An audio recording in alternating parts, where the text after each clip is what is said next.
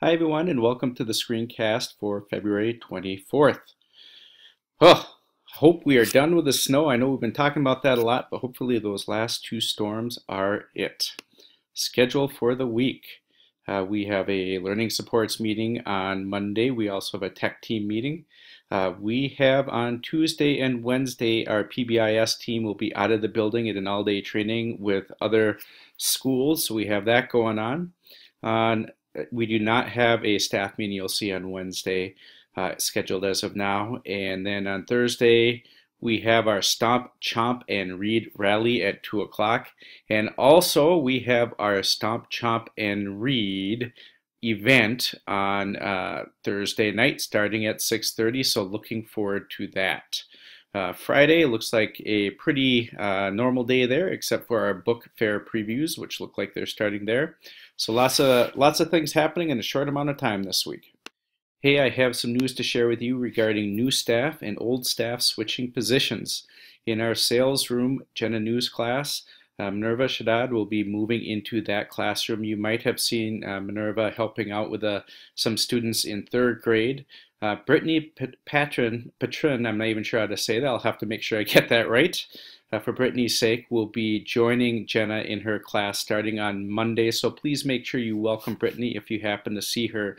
Sue Kirshner, who was in Jenna's room, will become our new educational para with our general educational para. So we're excited about that. And our LD paras, Kim Evans was currently in our upper sales class with Co. She will be moving to work with Jeannie Philippi, supporting her with some of those students there. So Kim will be switching roles. And Spencer Klein will be joining us on Wednesday. He will also be a LD Para 2 under the direction of Lisa Schinkelberg. So we have some new people moving around here and excited that that's finally completed. It's been a long time coming to get all those people in place. On Friday, we had our hold in place drill, and that was something I just want to talk briefly about. There's a lot of different things that we could use that for. If there's a health emergency in the school, as we've talked before, we could have a hold in place at that time. It could be something that there's in the community outside of our building. I think there was a time when there was an issue over at Dairy Queen and we had a hold in place. But there's lots of different things that we could use that for. And so we did practice that and a couple reminders. We will walkie teachers in case you are outside of the building on the playground with your class. We need to keep working on that in the office to make sure we are doing that. So it's always good to practice that. In best practice, it's best practice to keep your door locked in case there is something like this that you can just close the door. So I know that's tough at times, but best practice says we should be keeping our doors locked. Let me know if you have any questions on that. So thank you for your help on that. Overall, we did a good job of that, and always good to practice just to make sure we know what's going on in case there really is something that we need to have that drill set to go for. Winter math map. We have completed our map testing across the district, and unfortunately our results are down across the district with map math. This is the first time that we've ever done map like this in the winter time. So it's a good time just to take a look at what's going on, think about that, and it makes me think about what are some potential reasons that our map scores might be down. We know that expressions is a new series that we are using now. We really have not done across the district, to my knowledge, a mid-year assessment. So that's new, and that could be part of it too. And I'll be curious to see how things turn out at the end of the year. And I know there's many other possibilities, and we've talked about those. So what does that mean? We're always trying to be proactive and trying to think about what we can do. So what I'm asking you to do is schedule a time with me to meet with your grade level, just to connect on math prior to spring break. That could be during your prep time. That could be before school or after school. Please talk with Amy in the office, and she'll set that up on my schedules. And what will we talk about? I'd like to talk about what's working with your grade level, what's working well, and areas that you might need more support on so that I can start thinking about that for the rest of this year and as we go on to next year. So lots of different reasons that we might not have done as well as we can, and that's okay. We need to think about what we can do to make our scores go up and do better, and it's just good to have time to think about that. So come in with an open mind and we'll think about that. Conferences, I think this is about the same slide that we had before. I think there might have been some issues with my conference schedule. You should be able to click on here and get directly to my conference schedule in case you would like me to sit in on a conference. Always welcome to do that. Once again, we have the sign up login information down here in case you are signing up students individually, if someone is families having trouble getting in on themselves.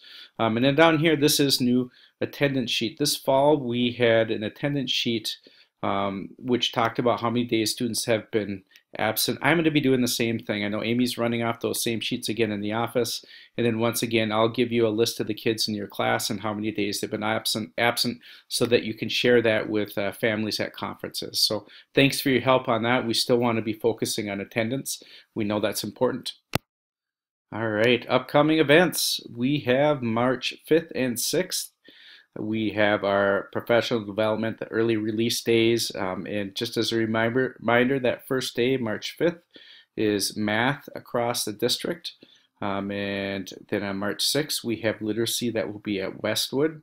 March 5th and 6th, we'll have a modified prep schedule, and the next slide has that schedule. You can also look on our master schedule in our Google Docs, and there's a tab at the bottom of that toward the end. Just also want to share, in addition to our read and math night coming up this week, on March 2nd, we have the Bloomington Book Fest at Oak Grove Middle from 9 a.m. to 12 p.m. We have a couple authors there. That's kind of cool. I just did a screenshot of this. I know it's not super big, but just giving you an idea on that. And I know that we have some people here at Westwood, Kathy Caro, and I can't remember who else who's going to have a spot there too. So if you have kids in your family, you might want to check it out, or you might want to just come check it out and make sure that we're sharing that with our families too. And here's a slide of our early release schedule. Sorry, down there, 4th grade. I don't think, Mrs. Schultz, we don't have you on there, but you are right under the line here, but you are there. So if you need to look at that, here's our prep schedule. It will be the same on both of those days. I realize it's short. I realize that we have conferences coming up, and I appreciate your understanding as we try to make that work for everyone. And PBIS, this week's focus is the bathroom, being respectful, be safe, be kind, be responsible. We have some of those things here for the bathroom. Also, remember to do the reteaching for the assembly. It doesn't hurt to touch on that before we go to that coming up here. And just as a reminder, we have more information on reteaching those skills here, as well as some links. You might have seen these before. I think you probably have. And then just remember, we want to have that sheet that we can put up on our wall of fame over here. So remember, classes, to keep working on that. Fill those out, check off those boxes so that we can see all of us up there with our class pictures, which is great. Thank you for your help with that. Let anybody on the PBIS team know if you have any questions on that. Hey, not too long ago, we principals met with QComp coaches and Kelly Spees to talk about culturally responsive teaching. And one of the things I wanted to share with you, gave me some things to think about, was the idea of individualism versus collectivism. I'm not going to read all these here, but you can see that there's a big difference between both of those, and I'll get to what that means in a minute. But individualism, we know that's more on the competitive side. Collectivism is more collaborative. Obviously, these are both ends of a spectrum, but it's good to think about. And one thing that was interesting to me was just looking at some of the different cultures in our world and where they fit on the scale here. We have United States way on the individualism side, which I don't think is very surprising. But then we have some countries that maybe we have students of in our schools, such as Somalia or Mexico, which is more on the other side. So that really made me think about what we are doing in our school and in our district to meet the needs of all the schools and their schools, of all the students that we have, and how that fits. So it made me think about in classrooms, where are your individual students on this continuum? Which side are they falling on? And maybe thinking a little bit of how does this impact your instruction in the classroom? Do we have a balance between individual work and collaborative-based instruction? And also, how does this affect us as a school? So just made me think a little bit about what we're doing and how we're doing it, and hopefully you'll spend some time thinking about that too. So let me know if you have questions on that.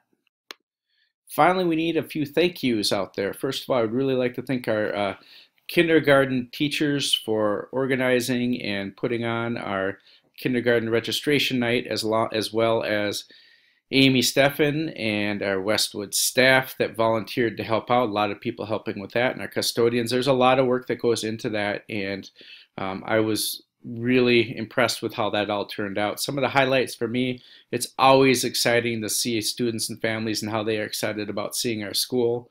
I always love sharing about our school and talking about what we are doing and how much we have to be proud of. And lastly, no criers this year. Unbelievable. Maybe I did a little crying, but other than that, there was no criers this year, which I think is the first in all my years of being a principal. So that was exciting. Also, I'd really like to thank Mr. Peterson and our first and second grade teachers for two phenomenal music performances. And it was really fun to see that and to see teachers having fun with that and helping out. And once again, our custodians, there's a lot of extra work that goes into getting all those chairs up and making sure things are set. And it's a great team, and I really appreciate all of you and what you did to make those events spectacular. And I know that we're going to have a great Stomp, Chomp, Read, and Count night coming up too. So thank you all to all your work. It really is a team effort, and I appreciate it. So thank you. Well, that's it. Have a great rest of the weekend, and I look forward to seeing you all on Monday. Take care, everyone, and for those of you that are into it, enjoy the Oscars tonight. Take care.